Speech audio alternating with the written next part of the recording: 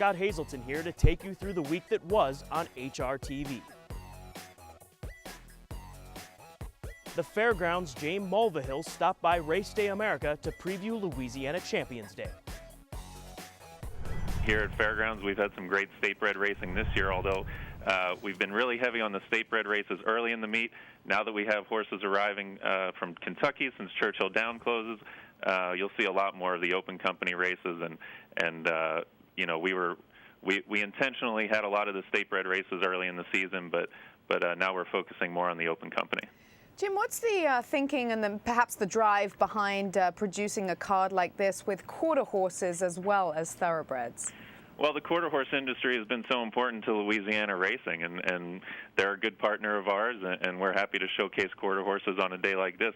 It's Louisiana Champions Day, and it's for Louisiana racehorses, and the quarter horses are a big part of that in this state.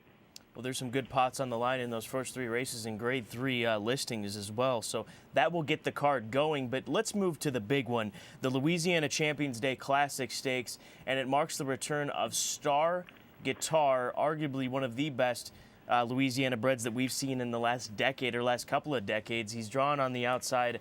How do you see this race, Jim? Well, unfortunately, I wish I could say I had a price to give out, but it's hard to look past Star Guitar. I mean, he's only lost once when he's been in against state-bred company. He has been the dominant Louisiana bred in training for the last couple of years, and it really doesn't matter what Louisiana breds he's up against. He's going to be the choice, and I would not advise playing against him tomorrow. And being a Louisiana bred, I mean, how fun is it for these connections to be able to show up on a day like, you know, on Saturday to run in the Classic? Well, I mean, it is our championship day, and all of these races are going to have an impact on the year-end Louisiana bred championships, and you know, this is the premier day for Louisiana bred. So I think, you know, it's a great atmosphere on track because we'll have a big crowd, and more importantly, it's a great betting day. I mean, we've got 126 horses entered on the card, so you're looking at an average of more than 10 per race. Every race is a betting bonanza. A rain delay gave track announcer John G. Dooley time to give some perspective on the conditions in New Orleans. A weather delay, we understand. John Dooley, welcome to the show. How are you? We're missing this great day of racing from Fairgrounds due to all the weather you're having. Well, Lafitte Pinkai III and Gary Stevens, it turned out to be a very wet and stormy day here in New Orleans. A great card, Champions Day. Unfortunate, the weather has taken a turn for the worst here in New Orleans. Have any lightning storms, thunderstorms, is that one of the worries that's going on right now? Gary, all of the above right now. So some just torrential rains. I've been down here since the 2004-2005 season. I can't remember it being as bad as this. All right, you have delays and then you have delays. Do we have any estimate in terms of time how long they're going to be delayed? To be honest, I'm not quite sure, Lafitte. Right now, you know, with the lightning popping up, and the stewards told me they were waiting for this storm to pass, but I don't know how long that's going to be, so I'm stay tuned to the Weather Channel and various other weather outlets to find out from them. Have they asked you to leave your booth, and how secure and safe are you up there on top of the grandstands? For the HRTV fans, I am going to stay here through the end of the day, the last of the day, and I am going to make an effort just to provide insight for you and Lafitte. Attaboy, thanks. That's what we're going to do for the rest of the afternoon for our viewers. If you can't see the racing, John, we're going to have a chance to hear you actually call the races. Our thanks for your cooperation and all your help while we battle the elements, or you battle the elements down in New Orleans. Binoculars in one hand, umbrella in the other, Lafitte. There you go. Trainer Al Stahl had morning line favorite Star Guitar in the Louisiana Champions Day Classic, which unfortunately is postponed. He delivered for us every time. He's training fine. He loves the fairgrounds, and he likes his races spaced, you know, 45, 60 days apart, and he's picked up some weight, and he's just very forward and bouncy, and he acts like his normal self when he's coming up to a good race. So we're looking forward to running him. Nothing seems to bother him. Pace scenario, track condition, all that kind of stuff. He's just pure class. Twice you've gone in some graded races, and you've hooked some toughies, and you've been right there. Bulls Bay, third, beating a length and 3/4, and then to Macho again. And that leads me to my question. Slop and 1 1/8. That was your only go at the 1 1/8 distance that the Classic will be run. Talk about Star Guitar getting to 1 1/8. What are your thoughts there? Well, he's really done everything we've asked of him, especially with the Louisiana breds. I mean, he's by Quiet American, who's a mile and eighth, mile and a quarter, dirt sire and slop. He's run well on the slop at Louisiana Downs. Is one of his best races of the year. In New Orleans Handicap, he was drawn way outside. He was very wide, and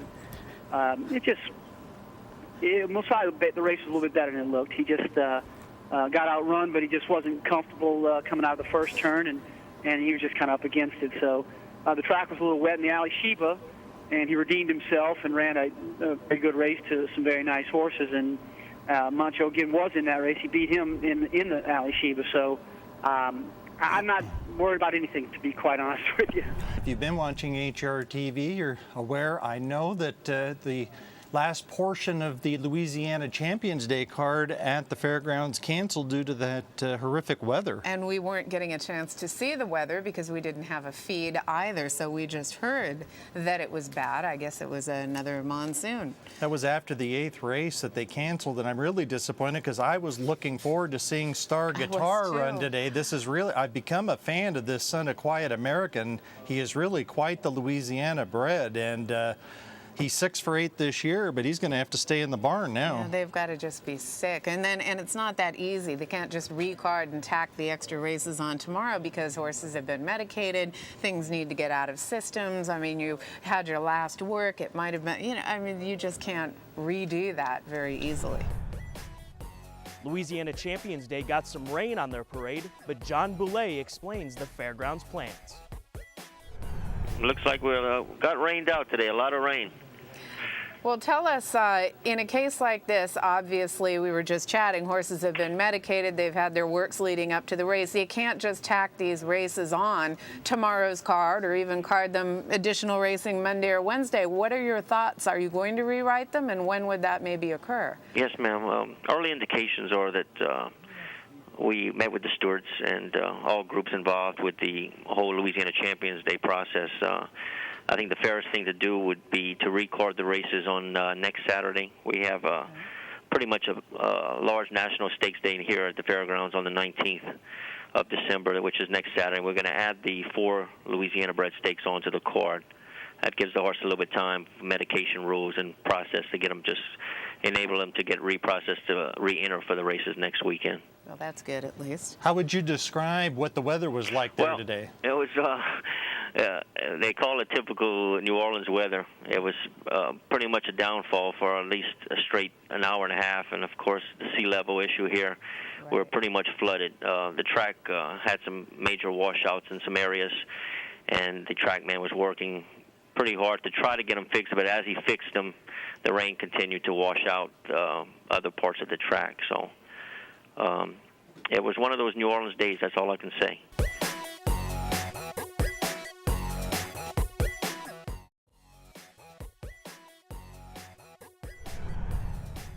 Jeff offers some advice on handicapping state-bred races. I think as a handicapper, you pretty much handicap them like any other race, really. But if you are looking for an edge, look for horses that have been competitive in open company and open stakes races, if you're talking about a stakes race. Obviously, state-bred races restricted to only horses that were bred in that state.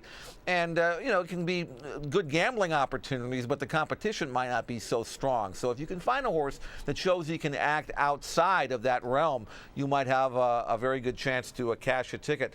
Other than that, just do the normal handicapping. I mean, the speed figures will tell you whether a horse can go the opposite direction. Sometimes you see horses that are very good in state-bred company, and then they go into open company, and they look like they're overmatched. But numbers, if they fit, then they'll fit. They're just good horses. And I think when it comes to trying to evaluate state-bred handicapping, it's important in allowance races and stakes to make a differential, but when you talk about claiming horses, it really doesn't matter.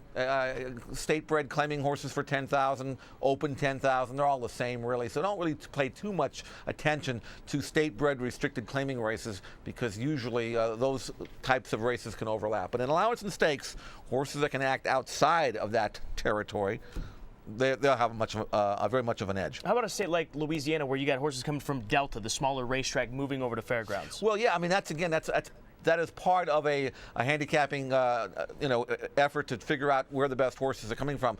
But state-bred horses who run in Delta, who also run in fairgrounds, I don't think there's much difference. Really, they're still state-bred horses. But however, when we'll talk about a horse that was running at Keeneland in Grade 1s coming back into Louisiana, now that's a horse that has a huge edge. Jeff and I go on a roll on Against the Odds and bring home some winners. Right, Scott. He hasn't run here at Fairgrounds, but he's run at Evangeline and Delta, and I think that in Louisiana, I don't think that's going to bother him. Doors, Brendan Joe is leveled off, then fire from the Bayou in deep stretch. Robbie Alvarado with Twilight Ross. Twilight Ross pulls away. Twilight Ross reports home by 3 lengths on the wire. But Superior Storm was the winner of this very same race last year. She was able to win this race by 2, earning a 92 Beyer number, which was 1 below her career top, and that's going to be good enough to win. Vicky's in town and Miss Beanwa. Superior Storm holds Vicky's in town. Superior Storm sails to the slop for Robbie. Superior Storm, the ladies' crown stays with Superior Storm. And I think Life at 10 at a price with David Cohen have continued to talk about this for the past few weeks here on HRTV. David Cohen is going as good as anybody out in New York right now. And it is Life at 10, clear by 2.5. Title Dance, chasing her home, won't get to her. Life at 10, decisively. Rodman, who's starting to get good. He won his last race with a triple-digit Beyer number. That was a 1-turn mile. I don't know about 2 turns for him, but if he can reproduce that last race 2-turning, 1 3/16, and Rodman could be a dangerous late threat as well. And Rodman's got plenty left for the final furlong. He levels off. Javier Castellano says go, and Rodman's gone now to a 4-length lead. More Than a Reason moves up to be second in Researcher, but it will be Rodman. We need a best bet of the weekend, Jeff. Okay, well, I think, and I know you agree, Sourdough Sam in the Gold Rush at Golden Gate, after watching that video replay and thinking that he's going to like the 2 turns with the pedigree and the style and the good inside draw, 9 to 5 in the morning line. I think Sourdough Sam is as sure a winner as you're going to find. If you don't want to take the short price, how about a Coldec Exacta, Sourdough Sam on top of Hamish High? Horse who's won 2 in a row, already has been 2 turns. He's going to run well as well.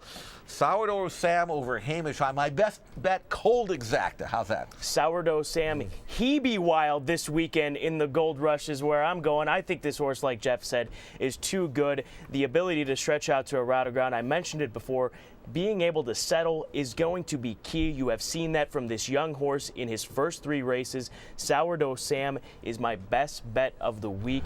Sourdough Sam lets down fully now. He extends to a 1-length lead from our minor sweeper, clear of Swiss Memo, Hamish High, privileged. Sourdough Sam is the leader, and it's a winning 2-turn debut. He should be unbeaten. Promising horse.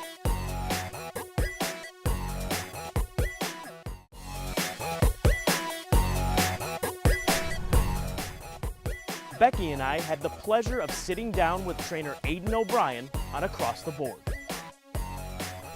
So obviously we start really at sunlight, and whenever that is, could be 8 o'clock this time, could be up to 5 o'clock in the summer. So the lots go until morning, till dinner time is probably, lunchtime is 1 o'clock, and the horses rest for a couple of hours back at 3, and horses are let out and grazed at from 3 to 5, and evening usually finished at 5 o'clock. So it's the usual straightforward, normal day, I think. And you take out sets of horses, or how do you get these horses out? Yeah, we take out sets. Could be anything from 40 to 60 on a set, and anything we could have from 3 to 4 sets in the morning. How do you keep an eye on 40 to 60 horses out there at a single time? And it's very easy, really. It's a system, really. And if like obviously I drive a Jeep in the mornings, and it's very easy to see it, really. When the system is set, it's very easy and quick. And Gary Stevens, he described this to me. He was over there. He said he sat in the Jeep, and he says a lot of it, you're not really driving, you're not really looking ahead at you. You're looking over, talking to the exercise riders and things of that nature. So you know the road obviously quite well. But I mean, are you right up there next to him, kind of going right along with him? Yeah, absolutely. So that's a big advantage we have. You can drive along, you can see it and feel it nearly as good as the rider. Like obviously it's not as good, but you can see a lot, and it's a big advantage. And you commented on the team that you have and how important the communication is.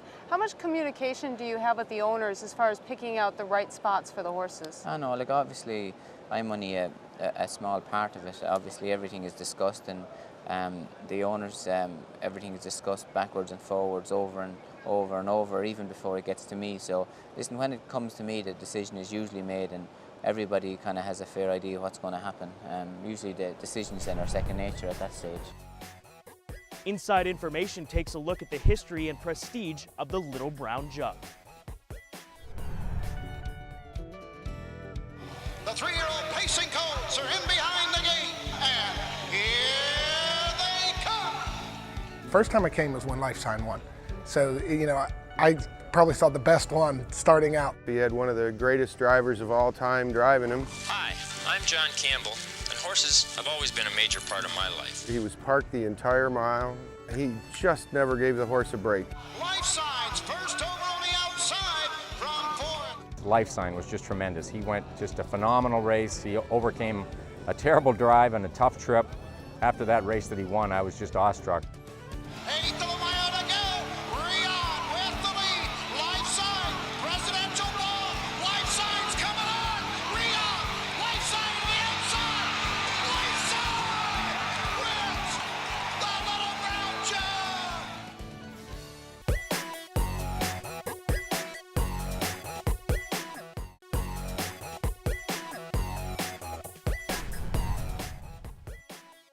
Photographer Barbara Livingston stopped by Race Day America to discuss her new book. As you know, horses are the most magnificent creatures in the whole wide world, so I live for the job. It's sort of strange, and I can't even watch a 50-to-1 shot go by without wanting to run and chase it and record it for history's sake. And it's sort of an obsession. I'm not sure it's good, but I can't cure it, so I'm pretty comfortable with it.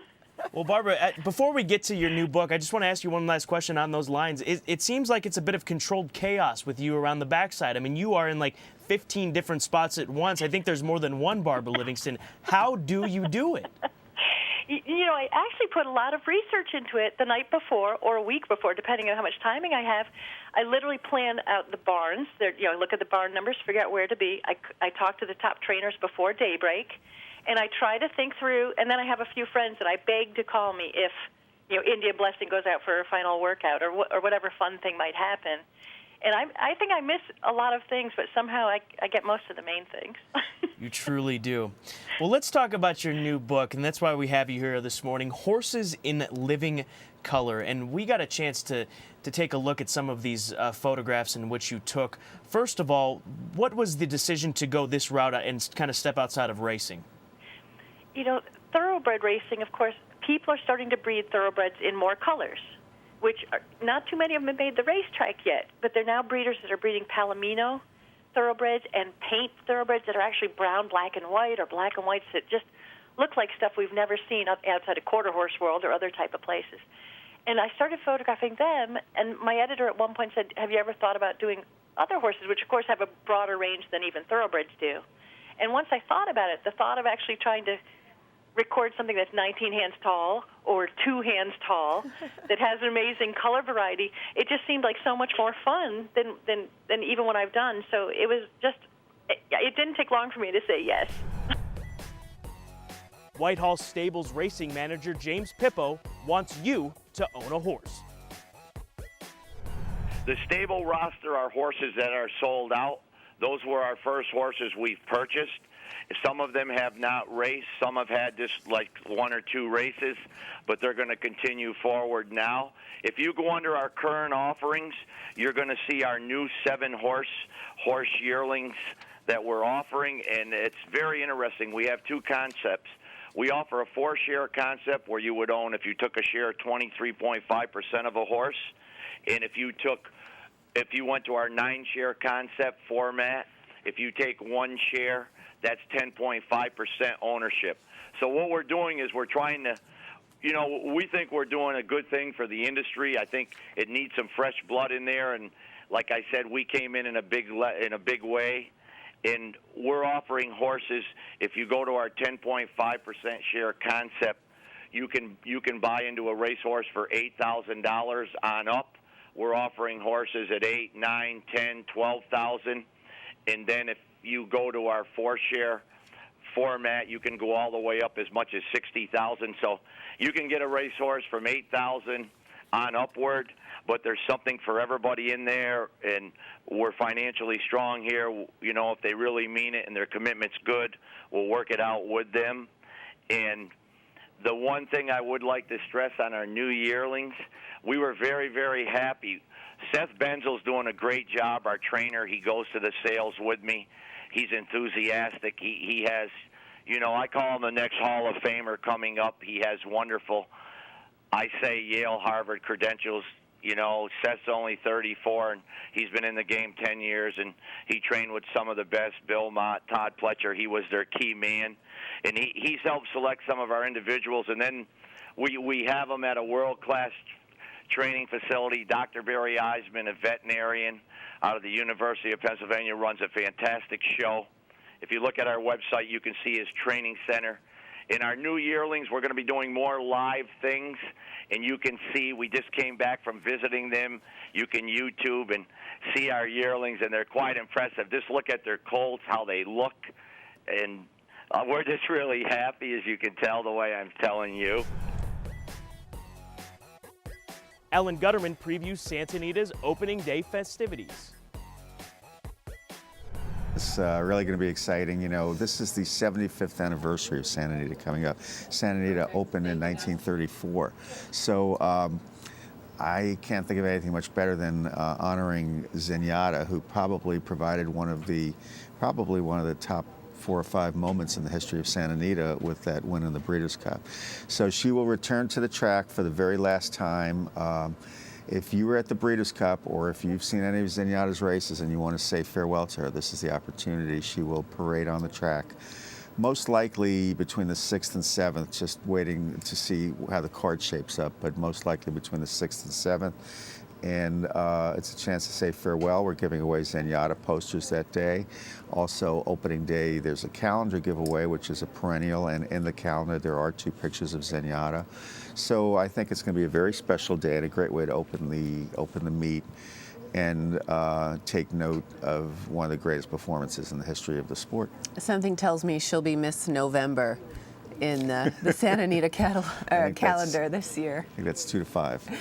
Yeah, most definitely. Well, she's not the only champion to be honored on opening day. Old John Henry. Tell us about that. John Henry, who perhaps may be the most beloved horse in modern day Santa Anita history for all of his great come-from-behind wins and all he accomplished over such a long period of time. And a statue has been sculpted by Nina Kaiser, and it will be unveiled on opening day. This won't be on trackside. This will be by the Kingsbury Fountain, close to the walking ring. And that ceremony will probably be between the 4th and 5th, although I'm not quite sure yet. You know, we'll see how the card shapes up. But we invite all the fans who remember John Henry and love John Henry to come out and be part of that ceremony. It's just on the paddock side. And Ron McAnally, the trainer of John Henry, and Louis Senecola, and all the connections will be with him, except, unfortunately, of course, the owners who've passed away, Sam and Dorothy Rubin. But it'll be, it's a great opportunity. You have Zenyatta and you have John Henry. You know, it's kind of interesting because this year, for the 75th anniversary, our ad campaign is for 75 years, from Seabiscuit to Zenyatta, Santa Anita has been the great race place. And that's really true. And now, not only will we have Seabiscuit and his statue in the paddock, but nearby, John Henry. That's all for this week on HRTV. Here's a look at what's ahead next week.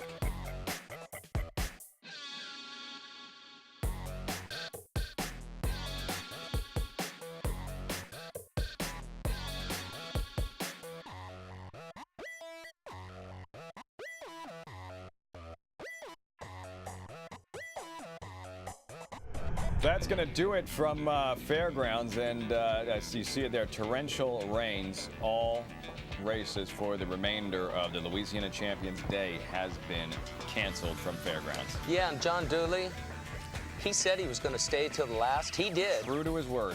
Not the last scheduled one, but here's the thing. Last one they ran.